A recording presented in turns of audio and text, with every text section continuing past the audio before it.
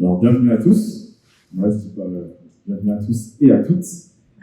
Bienvenue dans cette première table ronde pour l'événement Web3 Innovation. Et donc, cette table ronde va s'intituler « Repenser l'engagement des collaborateurs, clients, prospects au travers d'expériences physiques et virtuelles ». Donc, je vais vous présenter un à un les différents speakers, les différents intervenants de cette table ronde.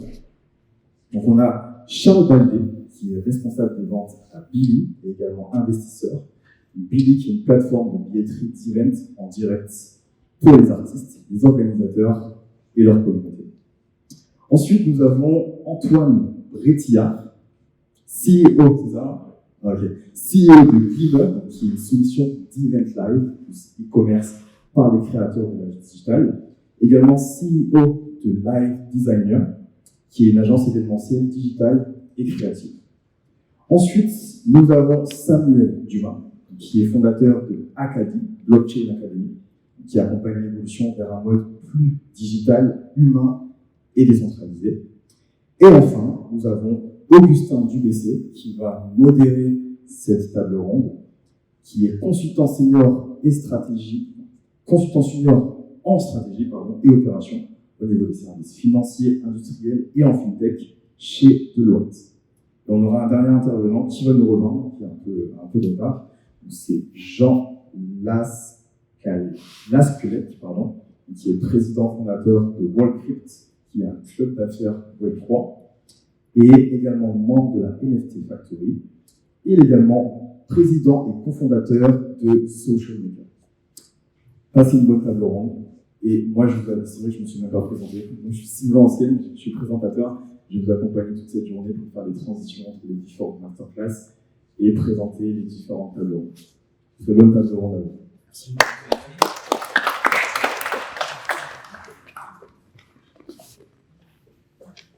Bonjour à tous. Est-ce que vous pouvez me commencer? Bonjour à tous, ravi d'être avec vous aujourd'hui. Donc, Augustin Dubessé, effectivement, c'est notre consultant chez Deloitte depuis maintenant plus de 3 ans. On accompagne ces grandes entreprises, services financiers principalement, dans leur sujet de transformation et en parallèle en charge du développement de l'offre Web3 chez Deloitte, qui s'inscrit sur 4 pendants. Développer l'expertise en interne de nos collaborateurs, accompagner nos clients sur leurs questions, leurs problématiques, et également participer au développement de l'écosystème Web3 en France et même à l'international avec nos différents bureaux dans le monde. Et enfin, participer à une veille active de l'écosystème avec différentes études sectorielles qui sont réalisées en parallèle de nos activités de conseil chez nos clients. Je vais laisser nos 3 autres intervenants se présenter un peu plus en détail sur leur projet, leurs produits, et puis ensuite on pourra démarrer avec les questions. Bonjour à tous, donc moi c'est Charles Baldé, je suis directeur commercial et alliance chez Billy. Billy, qu'est-ce que c'est? C'est une billetterie en CRM Web3 qui permet notamment de faire de l'engagement des backups pour tout type d'événements, que ce soit privé, public, gratuit, payant, physique et digitaux. La particularité, c'est que tout démarre avec un ticket NFT. Je ne sais pas si vous avez utilisé notre application pour venir à cet événement. Mais voilà, on a rendu le plus simple et accessible possible. On en verra tout à l'heure cette billetterie pour que des gens du Web 2, monsieur tout le monde, puissent se connecter et accéder à de nouvelles évolutions de tickets et des rewards après les événements. Bonjour à tous. Là, ça marche, ouais. Je m'appelle Antoine Bretillard. Donc, moi, j'ai une casquette, on va dire, à la fois créa, parce que j'accompagne des marques en tant qu'agence sur toute leur campagne depuis de nombreuses années. Et aussi beaucoup plus tech, parce que j'ai créé Glimmer, qui est une solution de diffusion de live event qu'on a créé en fait sur l'opportunité des premiers Covid qu'on a suivis, pour apporter justement aux marques des solutions pour continuer à faire de l'expérience, mais avec un support digital et qui répondent en fait à leurs besoins en termes de fonctionnalité, de branding et d'expérience utilisateur différenciant d'une marque à l'autre. Je viendrai plus tard. Petit à petit, ce produit-là, qui continue d'exister et de grandir, a la possibilité d'être très flexible et très innovant. On rajoute des briques de solutions au sein de cette solution qui est très Web 2 à la base. Et justement, on essaye, et je collabore avec Charles là-dessus sur les sujets comme ça, d'intégrer des logiques Web3, donc le ticketing, le rewarding, etc., au sein de notre solution, et donc de faire un pont Web2, Web3. On y donnera plus tard. Et pour ma part, donc, je suis Samuel Dumas, je suis le cofondateur de Acadie. Donc Acadie, on a deux activités. La première, c'est un centre de formation. Donc nous, on forme des développeurs. On forme des développeurs avec des formations certifiantes, donc, éligibles au financement, au CPF, etc. Donc, on forme des gens à savoir faire des smart contracts, à savoir programmer sur la blockchain. C'est une spécialisation, ça va déjà à des gens qui sont déjà développeurs et qui vont rajouter une corde à leur arc pour pouvoir appréhender ces sujets avec une autre façon de penser, puisque le code source devient public. Ça change beaucoup de choses. Et puis à côté, on a une activité de conseil. Et donc là, on accompagne dans le domaine du luxe, dans le domaine de l'événementiel aussi, les entreprises sur leurs problématiques. Merci beaucoup. Étant donné qu'on est la première table ronde de la journée, et qu'on a à la fois des personnes de l'écosystème, mais également des néophytes, ça va introduire un petit peu le sujet pour qu'on ait tous à peu près les mêmes bases, pour bien comprendre de quoi on va parler aujourd'hui. Donc l'engagement, à la fois collaborateur et client. Quand on parle d'engagement de collaborateur, ce que je vous montre à l'écran de vous parler, on a des canaux d'échange, on a des avantages salariés, donc soit les tickets restaurants, chèques cadeaux, voire même des participations intéressement, et la partie plutôt événementielle, after work, que vous allez avoir dans les entreprises.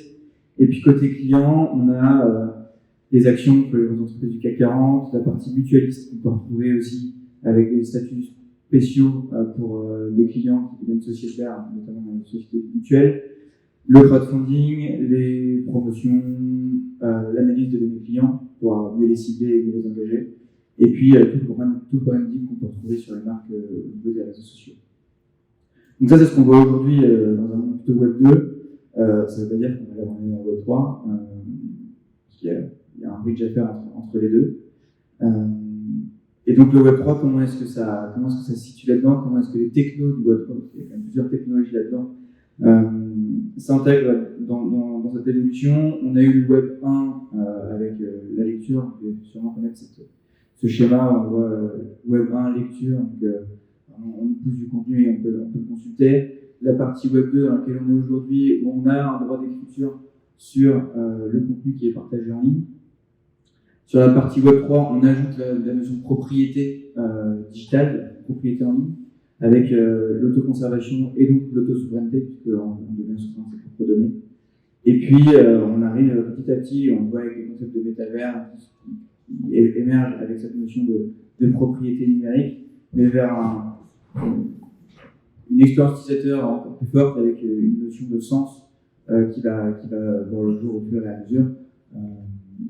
Aujourd'hui, pas toujours totalement au point sur l'ensemble des métavers, mais puisque les dispositifs et les barrières à l'entrée sont aujourd'hui encore un peu fortes.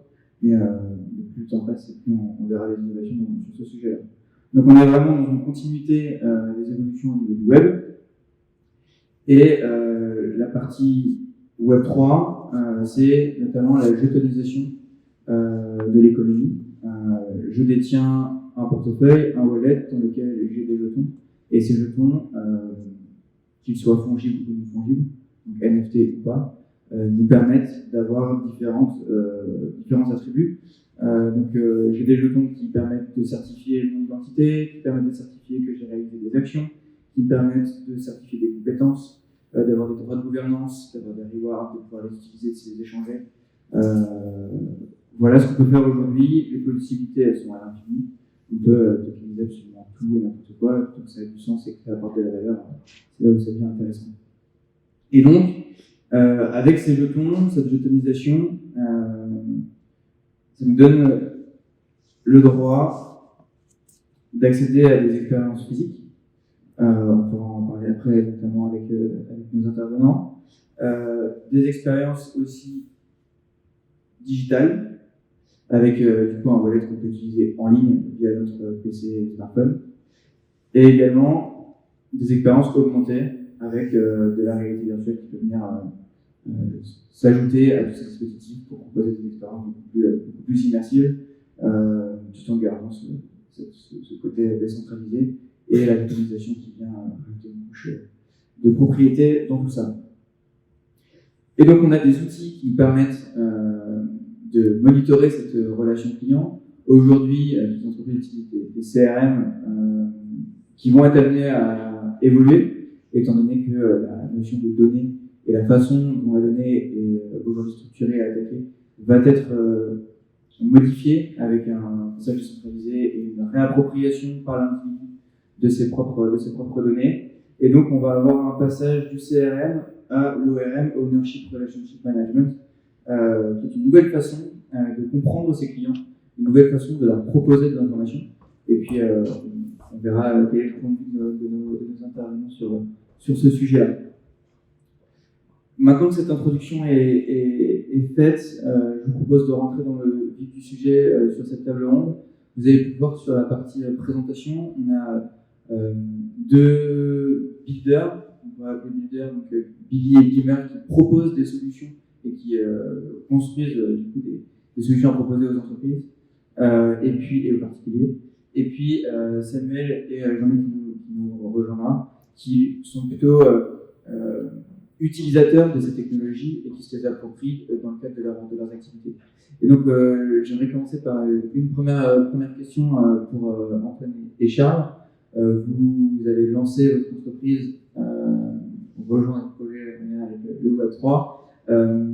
Comment expliquer cette genèse? D'où vient l'idée? Pourquoi? Quel manque vous avez identifié dans la partie engagement? Et comment est-ce que votre solution a essayé d'y répondre? Ok. Alors la genèse, elle est très simple. Je ne sais pas si. Je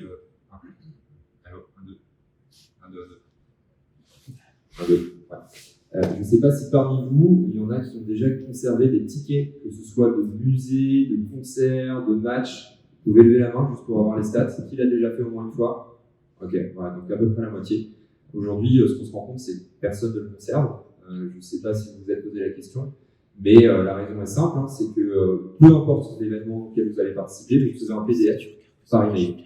Et donc il n'y a plus du tout cet aspect conservation, créatif, engagement des marques pour faire rayonner un peu leur charte graphique sur des choses qui vont rester quand même chez les particuliers et qui ressortiront dans 10 ans. Parfois ça prend de la valeur, on a des tickets de concerts de Michael Jackson, etc., qui se vendent encore une fortune sur les marchés, et pas que.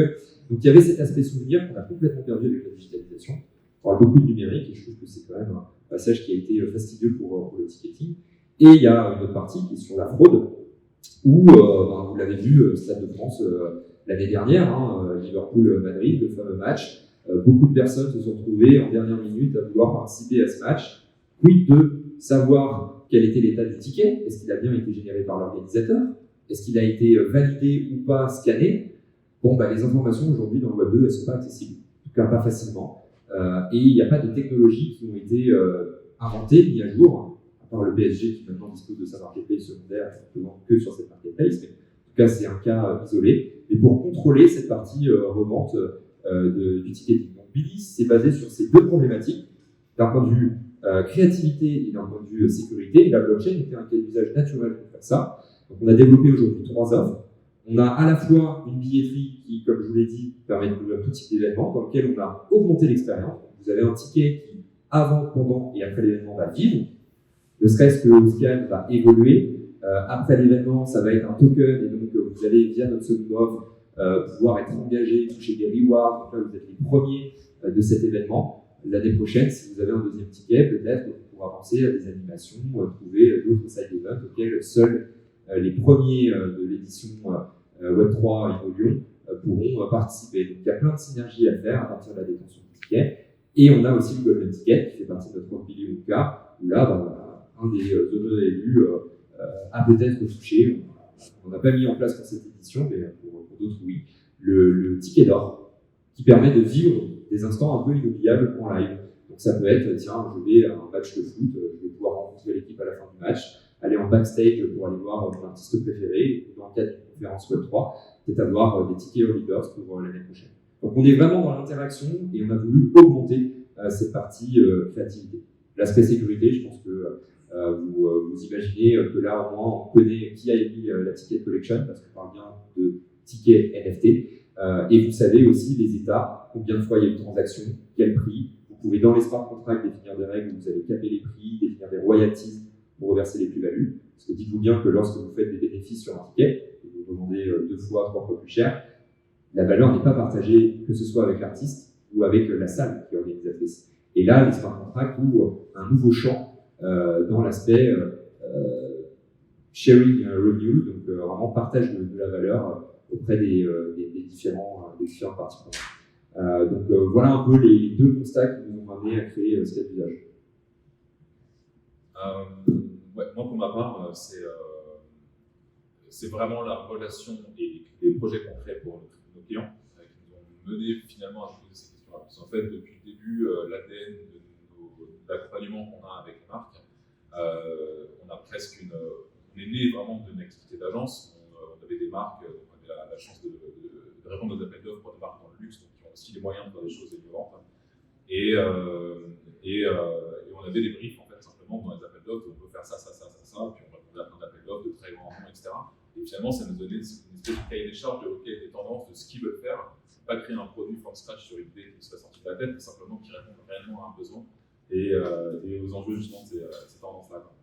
Et donc, quand on a commencé, c'est vraiment un peu plus le monde du Web 2 qu'aujourd'hui, le monde Web 3 apparaît et prend plus de place. Donc, les problématiques étaient vachement centrées autour de l'expérience utilisateur, mais avec des outils du Web 2. Et puis, petit à petit, par rapport aux besoins de création de nouvelles expériences et de plus en plus engagés, etc., mais des besoins qui étaient vraiment émis par nos clients dans ces appels d'offres, on en est venu à essayer de trouver des solutions d'interaction, de rewarding, et aussi d'engagement, et sur le long terme, c'est rien dont tu parles, savoir qu'un client qui est venu sur un événement de la marque a acquis un certain droit pour aller sur une solution multi-stage, on peut passer sur des différents stages. Imaginez un keynote Apple, vous auriez une scène pareille avec Tim Cook pour certains élus. Voilà, votre token vous donnerait accès justement, juste parce que vous êtes identifié avec ce token, à tout un panel d'avantages qui sont pour la communauté la plus embarquée. Donc voilà, c'est ce genre de solutions qu'on met en place et qui vont naturellement mener au Web3. C'est pas tellement sur l'opportunité Web3 en tant que telle, simplement de vouloir être innovant. C'est juste l'innovation va dans ce sens-là, et donc à un moment donné, on est obligé de s'en emparer. Et comme on a la chance d'être encore une solution quelque part à taille humaine, qu'on voit vraiment notre produit comme une construction de fonctionnalités, qu'on va assembler vraiment comme un jeu de Lego, et on développe de nouvelles fonctionnalités qui viennent se plugger là-dessus et ajouter le ticketing Web3 justement, avec des partenaires comme Billy, etc. Donc voilà, ce qui nous a mené en tout cas à la Web3, c'est naturellement les besoins clients, de clients qui ont la particularité d'être quand même très haut de gamme, et donc d'avoir souvent un temps d'avance aussi sur ces tendances, parce que c'est des clients qui sont leaders, et d'autres marques petit après ou s'impliqueront et emploient les mêmes pratiques. Merci beaucoup. Donc, Jean-Luc nous rejoint à pic. Je me tourne vers vous deux, Jean-Luc et Samuel. On a Billy, on a Glimmer qui proposent des solutions à leurs clients.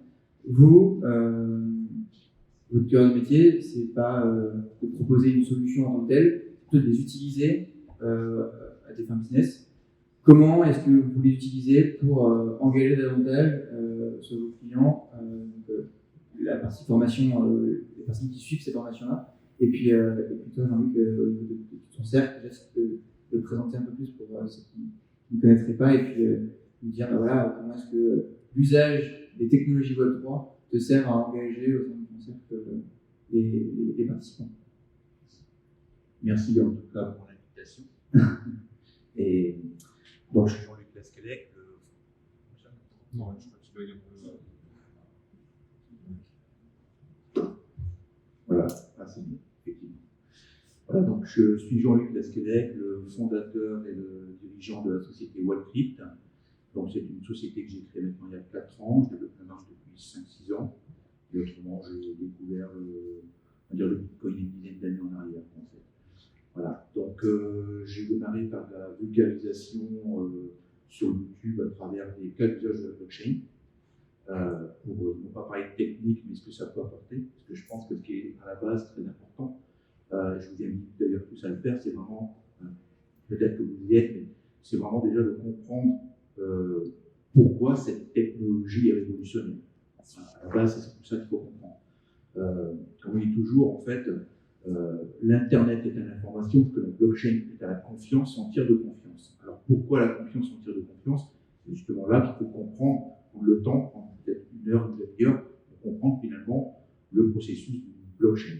Et ensuite, à partir de là, tout découle. Donc l'objectif en fait de WebClip, c'est de faire de la démocratisation du Web3 à travers donc effectivement des webinars, mais aussi à travers un livre que j'ai édité l'année dernière avec 60 experts qui expliquent chacun un sujet de la blockchain, c'est une blockchain, crypto, métavers, et ensuite un jeu pédagogique, et puis en fin d'année, début d'année, j'ai créé le club d'affaires WebClip qui s'adresse à tous, à toutes et à tous, donc aussi bien pour les professionnels pour échanger entre eux, parce que tous les métiers sont concernés. On va retrouver aussi bien des développeurs, au départ on parle bien de développeurs, mais tous les métiers sont concernés. Les artistes, les avocats, les juristes, les comptables. Donc j'ai créé ce club d'affaires privé Web3 pour mettre en relation les professionnels, mais aussi mettre en relation les entreprises et les particuliers qui souhaitent découvrir ce secteur en toute confiance et qui recherchent pour certains des emplois ou des formations. Voilà qui est WebClip. Je prends peut-être la parole après, et du coup, puisqu'on parle de formation, je vais passer la parole à Samuel. Merci Jean-Luc. Oui, en fait, je pense que derrière la question, en fait, c'est de se dire qu'est-ce qu'apporte le Web3 que ne fait pas le Web2 en fait. Et en fait, ce que tu disais aussi, il y a une opportunité, mais il y a vraiment plutôt du cas d'usage. Et prenons un cas concret, nous dans la formation, déjà il y a des offres de formation, il y a du CPF, il y a des choses qui sont très réglementées, du Calliope, etc., des choses à réfléchir, en tout cas à conserver et à rester dans les règles de l'art. Et en même temps d'apporter un cas d'usage différent pour nos apprenants. Et tout à l'heure, j'ai dit à la salle, c'était X to Earn, nous on est dans du Learn to Earn. C'est-à-dire qu'on va rémunérer en forme de token le parcours de nos apprenants. Et plus ils vont avancer dans leur parcours, plus ils vont gagner des tokens qui pourront reconvertir à la fin. Donc on a une plateforme de développement où les développeurs vont pouvoir coder, et s'ils n'arrivent pas trop, ils peuvent débloquer des aides. Donc ça veut dire qu'ils ont eu besoin de cette aide et ils ne vont pas avoir le maximum de la rémunération s'ils étaient arrivés tout seuls. À la fin, ils vont avoir un petit pactole de tokens, et ensuite, à la fin, en fait, on offre le livre de Jean-Luc, ou la boîte de jeu aussi de Jean-Luc, ou un package ou les deux, pour ceux qui ont réussi leur parcours complet avec ce Learn to Earn, à la fin, c'est crypto. Ils ont ces assets, ils les possèdent en eux-mêmes, donc ils peuvent les packager, les mutualiser, les mettre ensemble, de dire, moi, le livre, j'ai déjà, ça sert à rien que tu me l'offres, je peux le transférer à quelqu'un d'autre. Ça, c'est pas possible si ce système de points, on l'a sur la carte de fidélité, ou sur Carrefour, Monoprix, ça marche de la même façon, sauf que c'est pas cessible. Là, on a la notion aussi de pouvoir le partager, le compléter, le regrouper avec d'autres. Ça, c'est pas possible. Deuxième cas d'usage dont je vais vous parler, c'est ce qu'on fait pour un de nos clients, donc un grand domaine viticole dans le Luberon. Et eux, ils font du vin en primeur. Le vin primeur, qu'est-ce que c'est? C'est un vin que vous achetez en avance. Pour le moment, le vin, il n'est pas encore arrivé à maturité, il est dans des fûts. Et ensuite, ils vont décider, dans un an, dans 2 ans, c'est là où on va mettre en bouteille. Ce qui fait que c'est un stock de trésorerie qui est mobilisé pour le vigneron, et c'est d'argent qui n'est pas encore sorti. Nous, on tokenise sous forme de NFT cette collection de vin, on peut voir ça comme ça, et on achète en avance un droit d'achat sur ce vin. Et le fait d'avoir ça, ça apporte de la trésorerie déjà au vigneron. Et puis surtout, vous avez un élément, chez Facebook, ils appellent ça un collectible, digital collectible, le nom pour dire NFT de façon un peu plus compréhensible, ce qui fait que vous avez un droit d'accès dans 2 ans à ça. Mais si Augustin, toi, t'achètes le droit primeur aujourd'hui, qu'est-ce qu'on va faire? Un bout de papier. Il dit, reviens dans 2 ans et je vais te donner le vin. Là, avec le NFT, tu peux avoir aussi la possibilité de le revendre en cours de route et d'avoir accès à des expériences exceptionnelles au moment de l'édition de la sortie du vin. Il y aura un sommelier, il y aura un chef étoilé qui sera là, de vivre une expérience incroyable. Et puis surtout, de faire partie d'un groupe de personnes qui ont envie d'aider ce vigneron-là, de faire part d'une communauté et de rentrer dans l'engagement beaucoup plus fort que juste un bout de papier pour récupérer sa bouteille. On a des exemples. Troisième cas, c'est ce qu'on fait pour les Stacks, notre club de foot de Troyes. Encore en Ligue 1 pour le moment, on verra comment ça se passe pour la suite. Donc eux, ils ont lancé une collection de NFT pour les maillots de foot. Donc sur le maillot, en fait, il y a le clone numérique, vous avez le maillot physique, vous scannez une petite puce et vous récupérez la version 3D du maillot. Et là, c'est aussi une communauté de gens qui vont être des fans de les Stacks, il y a un portefeuille sur son téléphone, il faut qu'on la scanne, on récupère cet élément-là. Et là, on a des éléments supplémentaires, des accès VIP, vous avez accès à la tribune, vous pouvez boire du champagne, vous avez aussi un tirage au sort, que vous avez vu, c'est passé sur ESPN, donc en relation de presse, ça c'est assez fou. C'est que vous aviez droit à assister à un match de foot dans un jacuzzi, dans le corner, pendant un match de foot de Ligue 1. Ça fait vraiment le buzz sur ces questions-là. C'est des choses qu'on n'a pas accès. C'est des choses qui permettent d'accéder à des événements exclusifs. Donc à la fois l'expérience pour nos apprenants, pour la formation, et puis aussi l'accompagnement d'expériences assez exceptionnelles pour nos clients. Merci beaucoup. Est-ce que Jean-Luc, tu as des cas d'usage aussi que tu utilises à nous partager? Le cas d'usage, je peux parler du cas d'usage de Wallcrypt, puisqu'effectivement, puisque j'ai créé donc, le club d'Intercube Wallcrypt, forcément j'ai créé un NFT. Alors, puisqu'on est dans la vulgarisation, dans la démocratisation, l'objectif, c'était de trouver, d'abord et avant tout, un moyen de ne pas pouvoir faire venir une communauté sans que les personnes n'aient de wallet ni de crypto-monnaie. Parce que si déjà elles font de la crypto-monnaie et du wallet, ça veut dire qu'elles sont toujours franchi un pas et elles connaissent déjà un peu. Voilà. Là, si je parle, je dirais, donc, à une personne qui ne connaît rien du tout, je dis est-ce que tu veux rentrer dans ma communauté? On va dire bah oui, c'est sympa, mais ça coûte. Je commence à lui dire il va falloir que tu achètes du bitcoin. Déjà d'entrée de jeu, je l'ai perdu. Donc là, je dis c'est très simple sur ta carte bleue, c'est très pratique. Tu payes en euros pour les entreprises récupération de TVA. Donc l'objectif, c'était déjà ça à la base, parce que la technique fait peur. Donc ça, c'est un point, je pense, aussi extrêmement important. Le jargon qui est des fois utilisé fait peut-être plus peur que finalement ce que ça représente. Si on parle, par exemple, de la 5G, on commence à rentrer dans la technique, tout le monde va fuir la 5G. Voilà. Donc là, l'objectif, c'était de trouver une plateforme que j'ai trouvée où on puisse effectivement s'enregistrer juste avec un nom, un username, un email, et c'est bon, on a ouvert un compte sur cette plateforme de NFT. À partir de ce moment-là, la personne m'envoie sa clé publique, et puis je peux lui transférer le NFT. Voilà, donc ça c'était déjà une première étape, une première approche en termes pédagogiques pour que tous les membres du club Wallcrypt aient un NFT sans même savoir ce que c'est. Ensuite, ils sont chargés à eux de continuer à se renseigner. Voilà.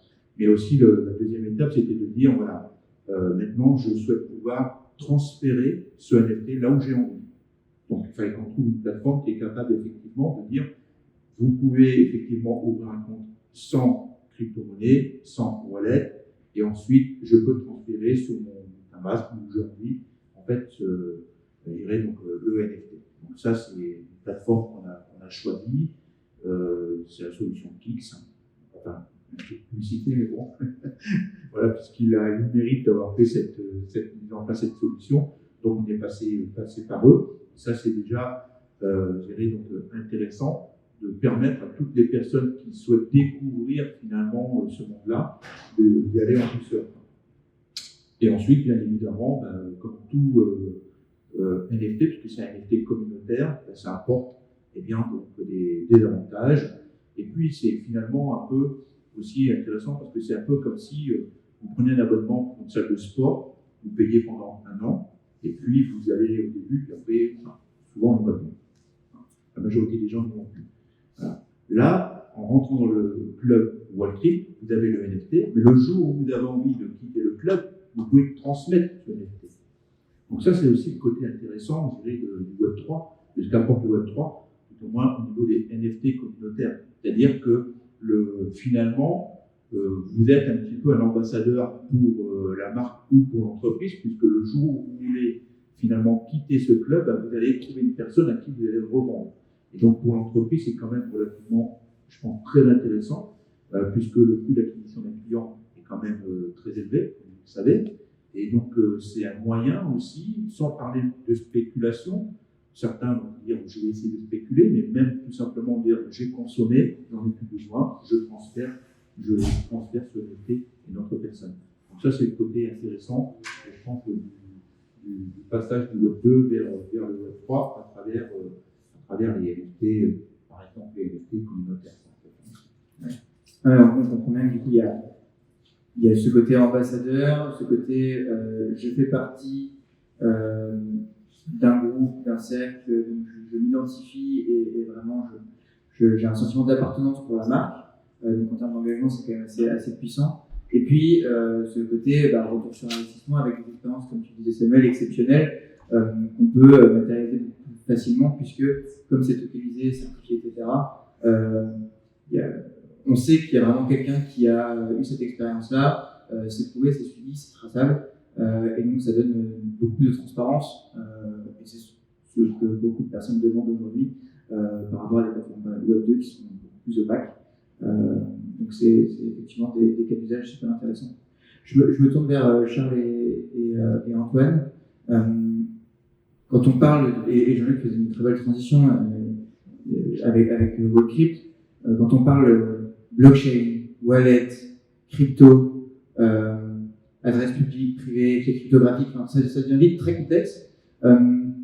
Comment est-ce qu'on arrive à rendre un produit facile à appréhender pour le grand public, qui puisse être utilisable en un clic et qui permette de démocratiser justement cette partie Web3. Peut-être qu'est-ce qui manque du coup, pour passer à la step dessus et aller vers une adoption un peu plus grande.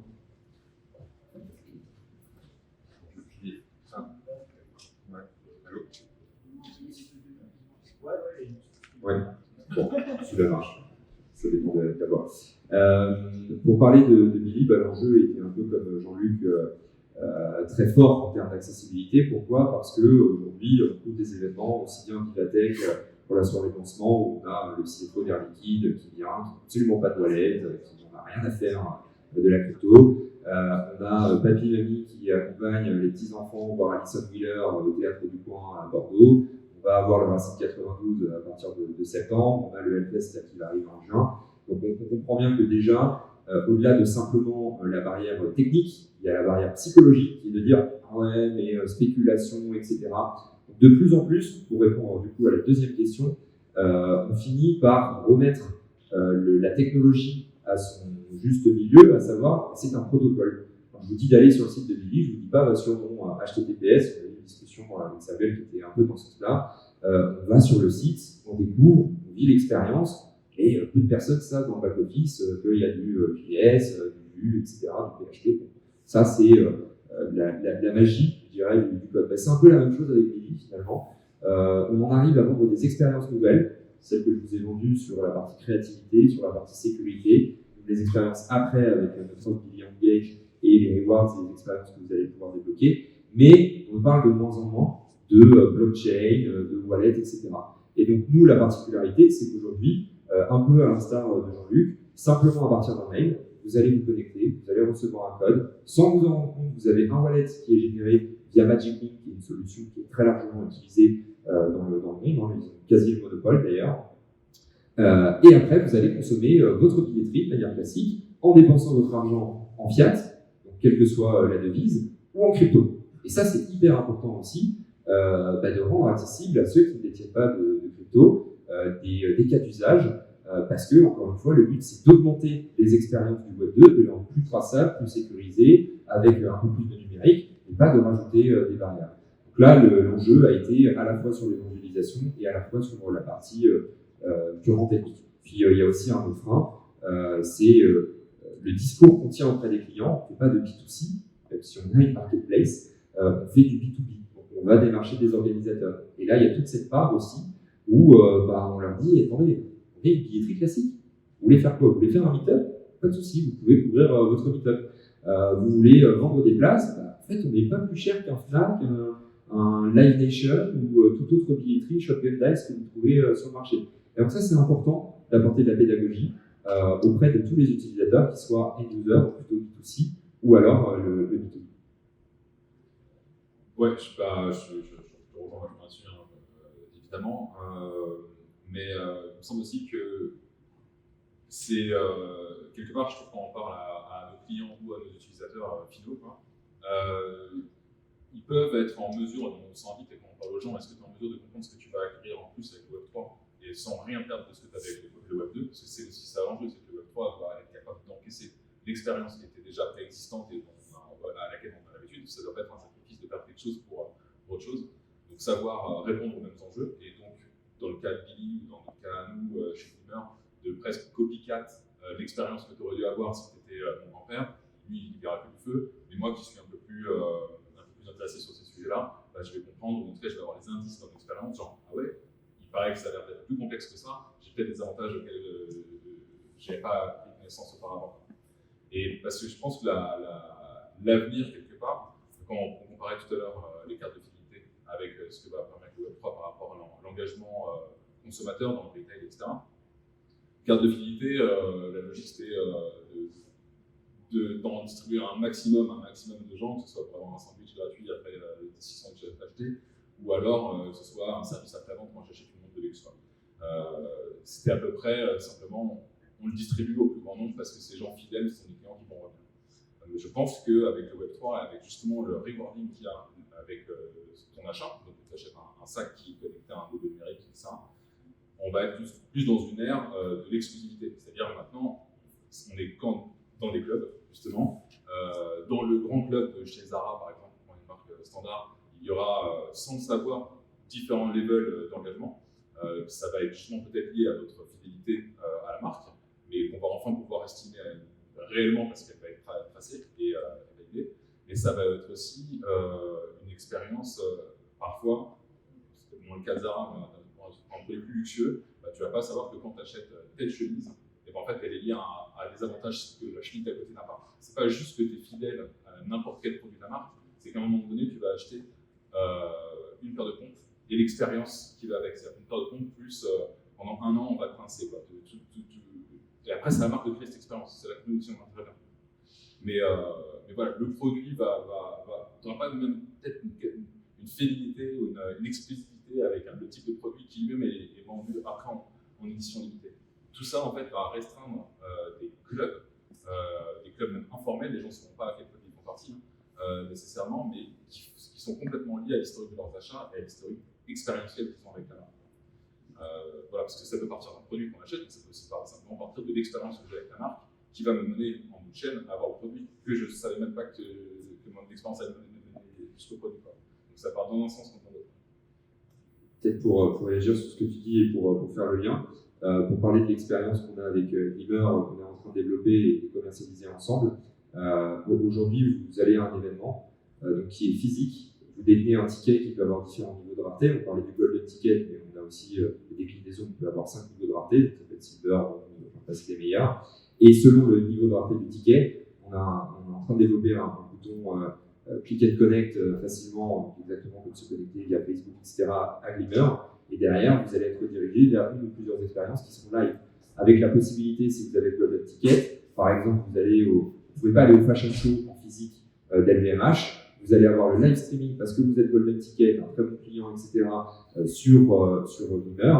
Et vous avez à un moment donné la plateforme, la marketplace pour acheter du merch qui va sortir et vous allez avant le retail même en commerce pouvoir précommander un certain nombre de vêtements. Et donc ça, c'est des expériences qui sont hyper intéressantes où là, on parle de click and connect, expérience très web 2. Et c'est vraiment important. Je trouve qu'il y a toujours des phases où on a tendance à mettre trop en avant la technologie à tort. Oui, il faut être fier de la technologie, mais pensez derrière end user, le why, qu'est-ce qui fait la valeur ajoutée. La technologie, elle est commune à toutes les entreprises du Web3, c'est la blockchain, mais c'est plus l'expérience qui va vous démarquer des autres. Et ça, Apple a très bien su le faire, et je pense qu'il faut tous qu'on copie un peu ce modèle-là si on veut que demain, on ait des cas d'usage encore plus larges dans cet écosystème.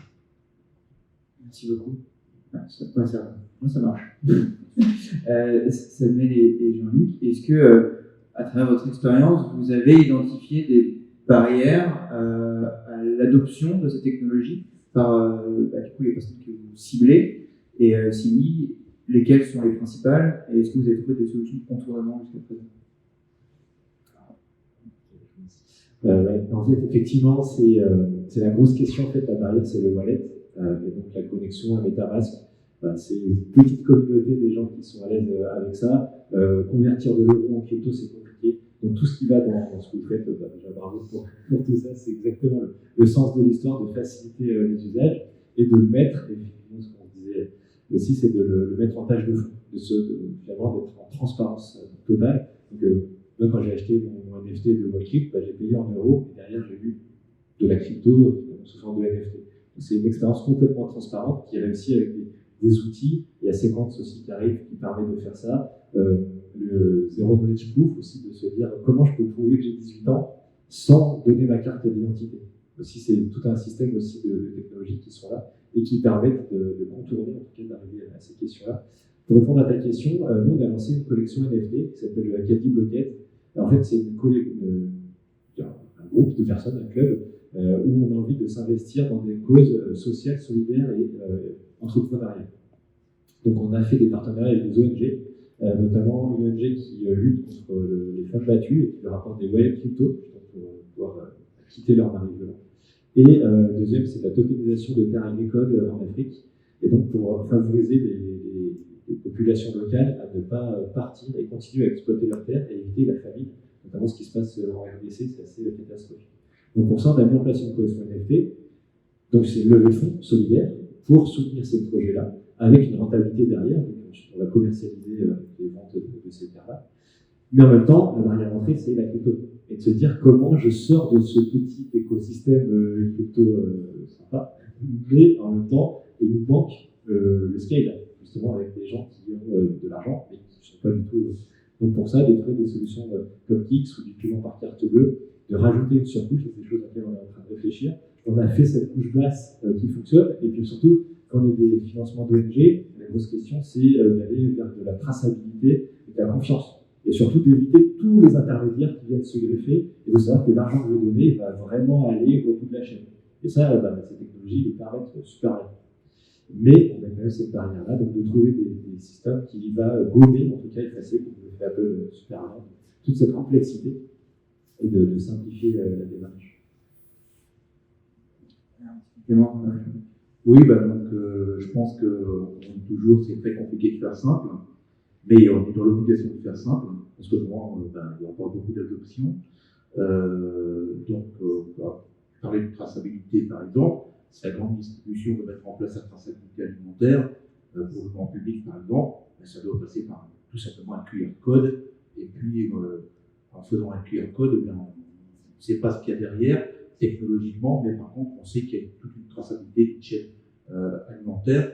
Et voilà, si on doit résumer, c'est ça en fait. Il faut juste un QR code, on ne sait pas ce qu'il y a dedans, par contre on sait le service que ça apporte, c'est-à-dire que c'est une technologie qui est complètement, transparente, une technologie de confiance, on ne peut pas tricher. Des cas d'usage, il y en a énormément, on pourrait passer la journée à en parler, mais je pense qu'effectivement, il faut réussir à faire, je dirais pour chaque cas d'usage, de trouver une solution pour que ce soit le plus simple possible et que la personne ne pense même pas qu'elle utilise la blockchain, ne sait même pas d'ailleurs que ça existe quelque part. Donc les QR codes sont une solution, il y en a peut-être d'autres, il y en a d'autres aussi, mais voilà, donc je pense que c'est en partant de là qu'effectivement la blockchain se mettra en place comme c'est mis en place l'Internet, sauf que l'Internet a mis peut-être 20 ans pour arriver, et la blockchain, puisqu'on est quand même, un peu plus dans les avancées technologiques aujourd'hui plus habituées, la génération aujourd'hui plus habituée aussi, donc ça ira, je pense, beaucoup plus vite que l'Internet. On a peu de chance, on a démarré, on est limité, forcément c'était compliqué. Voilà. Mais ça a pris 20 ans. J'espère que ça ne mettra pas aussi longtemps. Ça mettra quand même du temps. Hein. Et voilà, l'objectif, c'est effectivement, je pense qu'à partir du moment aussi où une entreprise comprend l'intérêt qu'elle a à utiliser la blockchain, de toute manière, elle va y aller. Voilà. S'il y a une économie d'échelle, à partir du moment où on explique qu'elle va avoir une économie d'échelle extrêmement intéressante, forcément, le chef d'entreprise ou son équipe va s'y intéresser.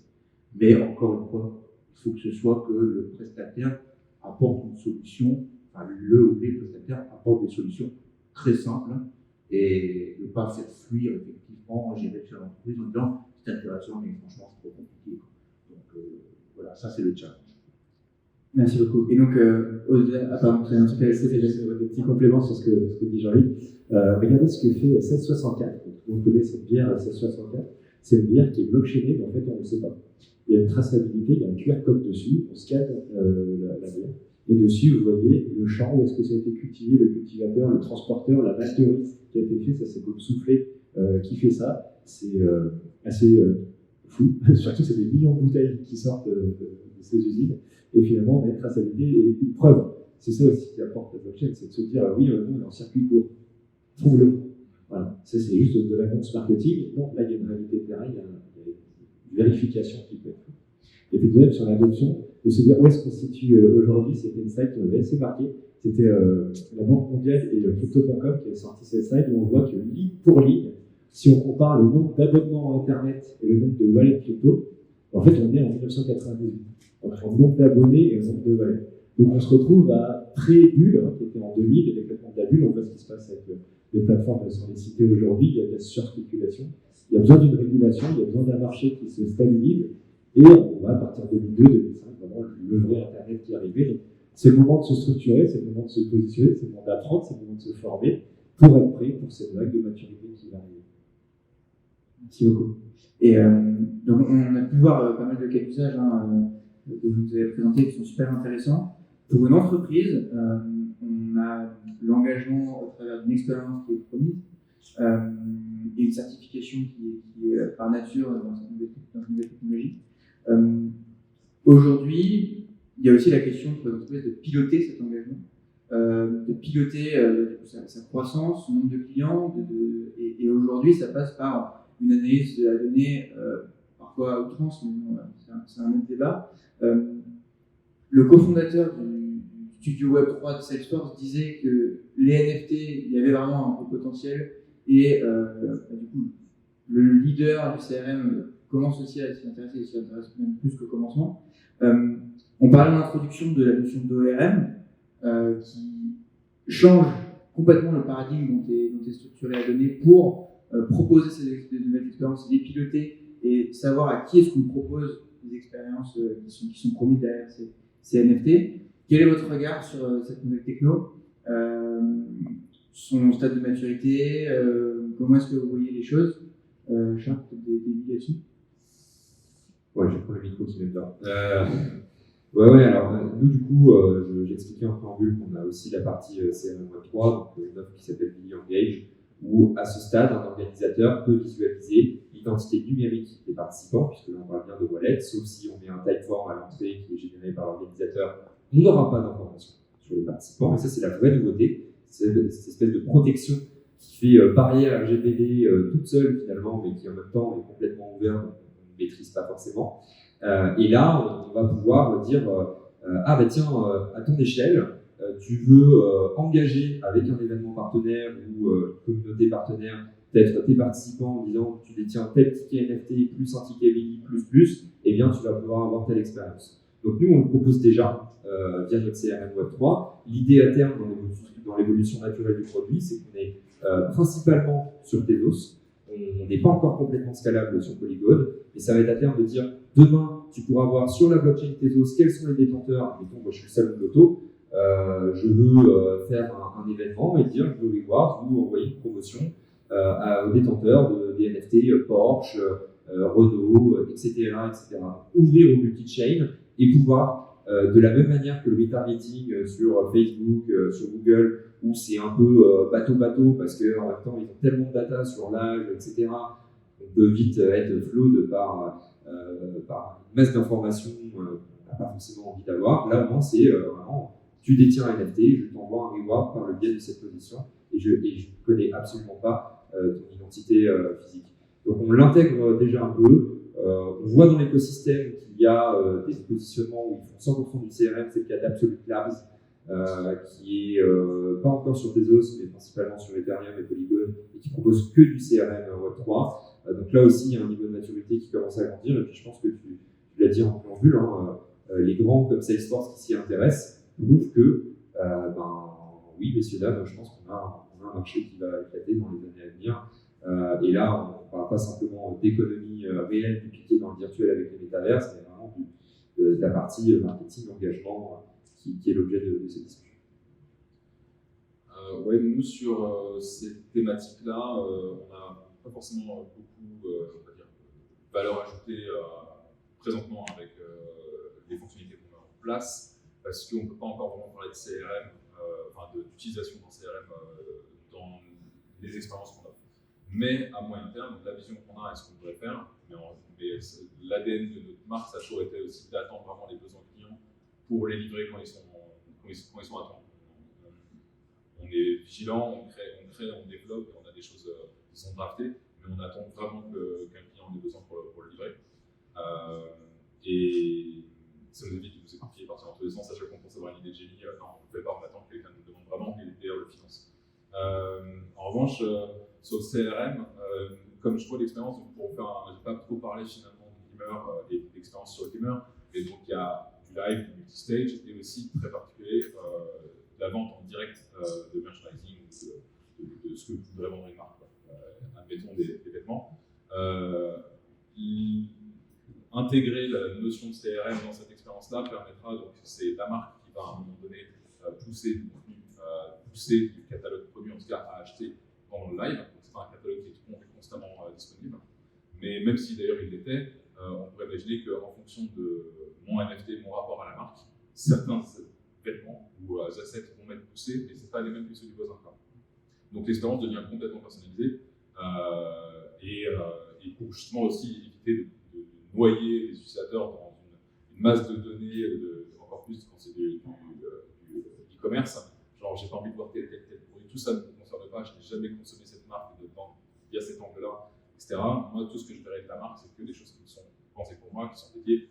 On peut aller plus loin évidemment, mais en tout cas, l'expérience que m'offre la marque quand je visite son site est déjà personnalisée et j'oublie complètement d'ailleurs même ce rapport à la marque. C'est la marque qui m'offre son rapport à ma personnalité numérique. Et nous, on a une approche un petit peu différente, c'est de se dire, vu qu'on donne de la formation, déjà de se dire, faisons-le nous-mêmes, on expérimente, on tente le truc, et c'est comme ça qu'il y a notre collection NFT. C'est de se dire, on va faire des formations pour apprendre aux gens comment le faire, appliquons-le nous-mêmes d'abord. Et on essuie les plates, on fait des erreurs, on apprend comme ça, et ensuite on partage cette expérience avec nos apprenants.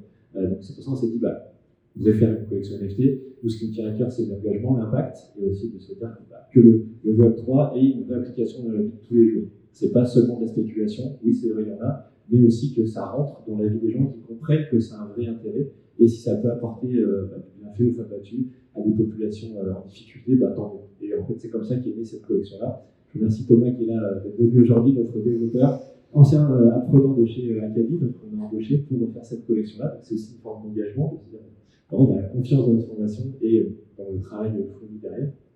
Et puis à la fin du parcours, on a eu merci à Jean-Luc de nous avoir appris ça, c'est le POAP.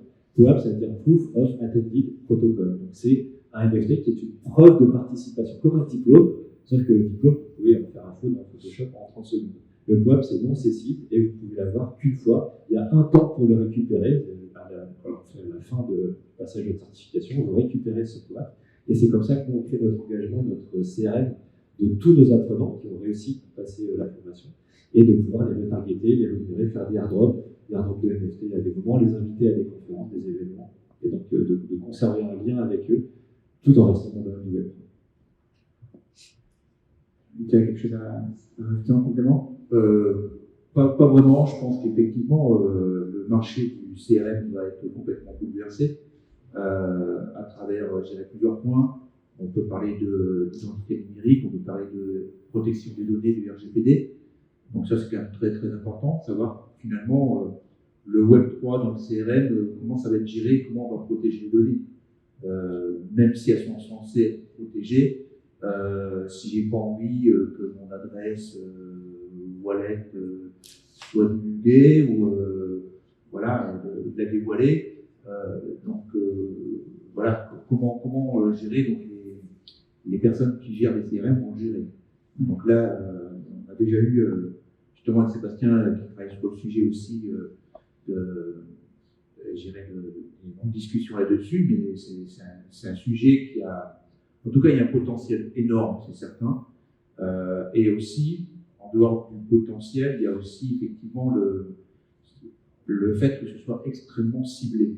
Voilà. Donc ça, mais en même temps, derrière, j'ai peut-être pas envie de faire savoir que j'ai un NFT, j'ai peut-être pas envie de ça. Voilà, parce qu'on m'a expliqué un petit peu les techniques pour ça. Les techniques, bon, c'est un peu quand même borderline, je trouve. Hein, pour faire de la prospection, par exemple, auprès de personnes qui ont des NFT. Voilà, je vous invite d'ailleurs à essayer de creuser le sujet, c'est assez intéressant.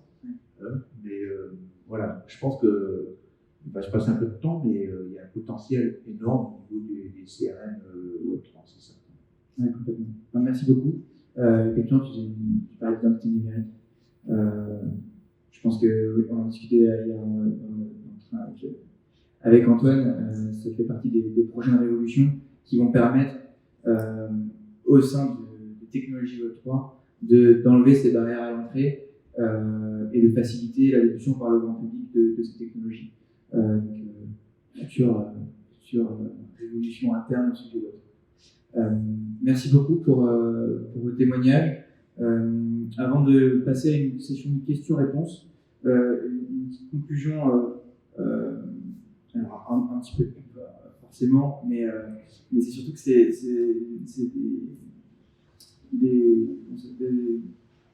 j'ai perdu le mot.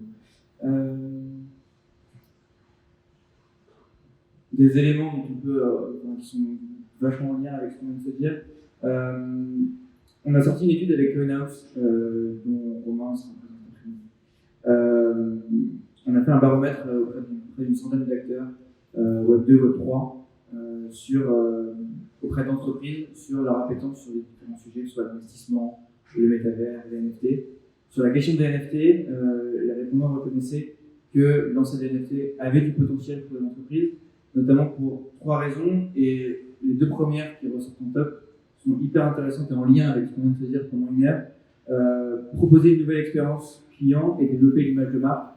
Je pense que les cas d'usage qu'on a pu aborder là avec Rocket en témoignent.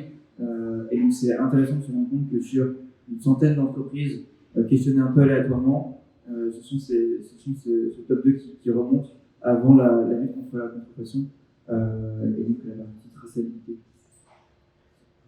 Donc les entreprises comprennent le sujet et commencent à s'approprier. Et puis une deuxième étude qu'on a sortie aussi récemment avec le Village by CA Crédit Agricole, on a sorti un panorama des startups Web3 en France. On a identifié plus de 200 acteurs spécialisés sur toute la chaîne de valeur du Web3 et tous secteurs confondus. Ce qui est intéressant, c'est de se rendre compte que d'un côté, on identifie que les entreprises elles connaissent le sujet, elles commencent à s'y intéresser et elles lancent des initiatives, notamment sur les NFT, il y en a de plus en plus. On a encore vu cette semaine avec Michelin qui a lancé une collection. Et puis côté acteurs spécialisés, en France, on a un vivier qui est absolument dingue. On a Billy qui est là, qui est tout seul aujourd'hui, et avec des expertises très différentes. On a un vivier français sur lequel capitaliser qui est assez phénoménal. Donc, c'est cette synergie des deux qu'il faut faire se rencontrer, et je pense qu'il faut qu'on profite de cette journée pour échanger, créer des synergies et puis en sortir plus grand pour avancer sur ces nouvelles technologies d'avenir. Donc voilà. Merci beaucoup pour vos témoignages, et puis si vous avez des questions, il me reste 4 minutes, parfait. Est-ce qu'il y a des questions? Je passe le micro. Merci de me donner la parole. Alors moi je fais partie des néophytes, donc naturellement j'ai rejoint le club Web3, donc j'ai noté beaucoup de questions, donc certains ont déjà beaucoup de réponses peut-être. Dans les différents intervenants qu'il y a eu, je me posais la question de savoir si pour vous la valeur ajoutée première notamment pour vous deux qui démarchez des entreprises pour proposer votre solution, en fait quel est l'élément premier que vous mettez en avant sur votre solution pour convaincre justement vos prospects de passer client au-delà de la sécurisation qu'on avait dans la dernière slide. La raison commerciale, et d'ailleurs c'est Simon Sinek qui l'a fait avec le Why How What, très bien expliqué, on prend ces codes-là de toute manière sur l'aspect commercial. C'est en fonction de l'interlocuteur qu'on va adapter le discours dans tous les cas. Maintenant, la plus-value de Lily, ça reste quand même une expérience qui aurait pu être faite en Web 2, mais qui n'a pas été, c'est l'animation du ticket. J'ai fait un post récemment et il parlait que les Chinois justement avaient été les premiers, les pionniers dans l'édition de tickets qui étaient sur des parchemins avec de l'enluminure, des lettres dorées, etc. pour participer à des théâtres et autres. Aujourd'hui, on l'a complètement perdu et on a un PDF qui est inanimé. C'est quand même dommage parce qu'on avait toute la magie de conserver ce ticket, la traçabilité, le côté mémoire. Et là, si vous avez tous téléchargé l'application Billy, c'est un peu dans votre collection. Vous avez les événements, votre onglet ticket où vous pouvez récupérer, voir tous les tickets et les scanner le jour J. Et il y a l'onglet ma collection, profil, où là, je vois un peu comme des cartes Pokémon toute la détention de mes tickets. Et ce qui est assez formidable, c'est que lors de NFT Paris, une des personnes m'a dit mais est-ce que vous détenez le ticket, qui est un petit canard qu'on a fait dans le cadre d'une soirée à Miami durant un basel, est-ce que vous avez ce ticket? Parce que je trouve qu'il est formidable, il est très beau, et j'ai envie de le détenir. Et il savait qu'il y avait eu des drops par le biais de ce ticket, avec notamment le DJ, mais pas que l'organisateur de Chaos, et au-delà de ça, il voulait l'afficher chez lui. Et je lui dis, non, désolé, en fait, il n'est pas à vendre. Et c'est ça qui est beau, c'est que du coup, on a toutes ces animations qui sont possibles, et puis après, il y a l'engagement créatif, sécurité. Quand je parle, par exemple, à un Défense Arena, il faut savoir qu'aujourd'hui, sur le sport, il gère 100% de la billetterie. Et dès lors que vous avez un Rihanna ou tout autre artiste qui vient à l'événement, en fait, il ne gère que 1/3 de la billetterie. Et toutes les billetteries existantes, Fnac et autres, conservent les datas, alors que c'est l'artiste qui fait sa promotion et la salle qui fait la promotion. Et pour eux, c'est une énorme perte marketing parce qu'à chaque fois, ils doivent refaire la promotion de leur salle, de leurs événements, des artistes qui produisent.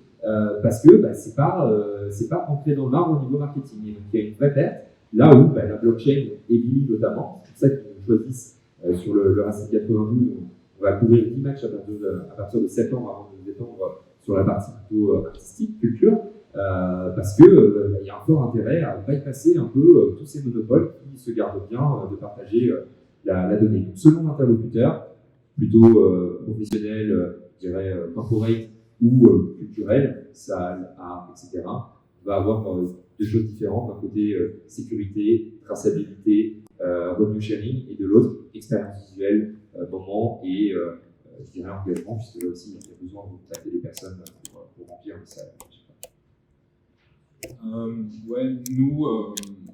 Donc, je suis assez d'accord avec ce que tu viens de dire. En revanche, dans comment nous on s'adresse aux clients et qu'est-ce qu'on vient leur vendre, évidemment, eux, ce qu'ils vont chercher, on est sur des clients assez premium, c'est de faire même de l'innovation, de la recherche. Genre, ok, cette nouvelle technologie existe, je m'appelle Giorgio Armani, je ne veux pas que Dior le fasse avant moi. Où est-ce que ça peut m'emmener? Et je vais être leader sur ces innovations. Donc ça, ils sont très curieux d'essayer des choses. On va plutôt voir ça comme des pilotes que comme des lancements d'une énorme gamme et quelque chose qui est voué à durer très longtemps. Mais ils testent des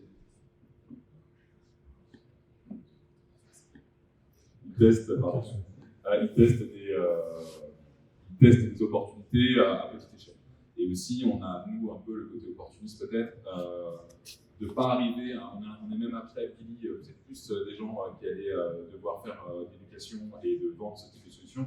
Donc quelque part, si on identifie une marque qui se lance sur ce sujet-là, qui va faire un drop de collection de NFT, on sait une chose, c'est qu'ils ne vont pas savoir comment animer ce NFT par la suite, ils doivent proposer de l'expérience. Et là, nous, on est vraiment en mode, en fait, c'est super facile, on peut proposer l'expérience avec des rewards, des avantages pour cette communauté, sans forcément fermer les portes à la communauté et autres. Simplement, ton expérience pendant le live va être améliorée parce que donc ils ont besoin d'avoir un continuum en tout cas de l'expérience. Et nous, on arrive comme une solution sur l'étagère, genre ok, tu peux l'activer maintenant comme ça et faire de l'expérience. On n'a pas en besoin de temps. Ok, merci. Alors pour des questions paniques, on va devoir arrêter les questions là, mais vous pouvez continuer. Là, on a la prochaine masterclass, la prochaine table ronde à 10h45. N'hésitez pas à aller voir les intervenants. Donc, encore merci beaucoup pour cette table ronde. C'était vraiment très très riche. Je pense qu'on peut les applaudir.